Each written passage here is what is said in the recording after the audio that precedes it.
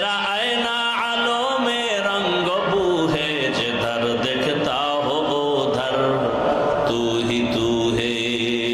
हर रंग में तू, हर बू में तू, हर जाम में तू, हर दम। हर रंग में तू, हर बू में तू, हर जाम में तू, हर दम। देखता हो जिधर चाहता हो अफ़के रहम करम। देखता हो जिधर चाहता हो अफ़के रहम करम। আমি যেদিকেই তাকাই শুধু তোমার করম, তোমার করুণা, তোমার রং।